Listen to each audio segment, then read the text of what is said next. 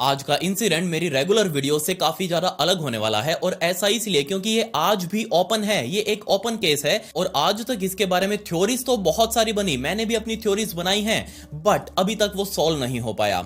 एक चीज और भी आपके सामने है और वो अनसॉल्व है और वो है लाइक बटन। आप इसके ऊपर क्लिक करके इसको सॉल्व कर दें ताकि ये मिस्ट्री यहीं सुलझ जाए। सब्सक्राइब बटन के ऊपर भी क्लिक कर दें, कमेंट्स में पिक में लिख दें ताकि आने वाली वीडियो में मैं आप में से ही किसी एक को शाउट आउट दे दूं। Let's dive in.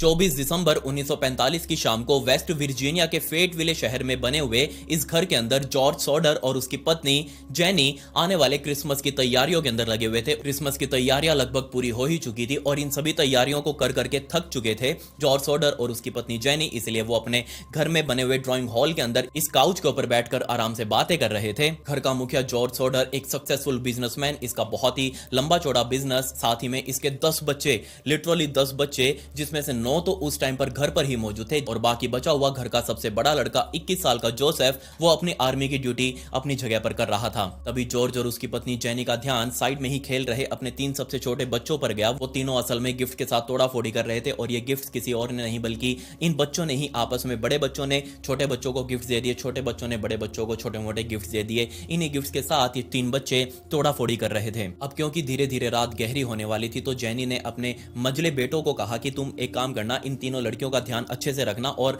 जब तुम सोने जाओ तब घर के सारे बाकी काम करके जाना, जैसे कि पर्दे वगैरह डालना, गेट बंद करना, लाइट्स वगैरह ऑफ करना, किचन की लाइट्स ऑफ करना, वो सारी ऑफ करके ही तुम आराम से सोने चले जाना। इसके अलावा 4 बच्चे पहले ही सोने के लिए जा चुके थे, मतलब अभी टोटल 5 बच्चे, 2 लड़के और 3 लड़कियां इसी ड्राइंग हॉल के अंदर उन गिफ्ट के साथ खेल रहे थे और अपनी खेल कूद फिनिश करके वो भी अपने कमरे में सोने जाने वाले थे। अभी रात के तकरीबन 12:30 बजे के आसपास ऊपर सो रही जेनी को नीचे ड्राइंग हॉल में रखे हुए लैंडलाइन फोन के बजने की आवाज सुनाई दी और इस लैंडलाइन फोन के बजते ही जेनी अपने बिस्तर से उठी, कमरे से बाहर आई, नीचे की तरफ आई, लैंडलाइन फोन को उठाया और जैसे उसने हेलो बोला, दूसरी तरफ से कंच के टूटने की और बहुत जोर जोर से एक महिला के हंसने की आवाज उसे सुनाई दी। अब जैसे ये चीज जेनी ने नोटिस करी, जेनी को भी समझ नहीं आ रहा कि आखिर ये महिला कौन है और उसको किस लिए फोन किया है। जेनी बार बार उससे पूछ रही है कि हाँ जी बोलो, क्या काम है, आपको किससे बात करनी है, बट सामने से उस महिला ने कोई भी जवाब नहीं दिया। वो लिटरली कंटिन्यू हंसे जा रही थी। ये चीज जेनी को बहुत ज्यादा ऑकवर्ड लगी। अब क्योंकि जेनी भी नींद में थी, उसने जस्ट बोल दिया कि आपने किसी रॉन्ग नंबर के ऊपर डायल कर दिया है, मैं फोन रख रही हूं, अगर आपको कुछ काम है तो मुझे बता दीजिए।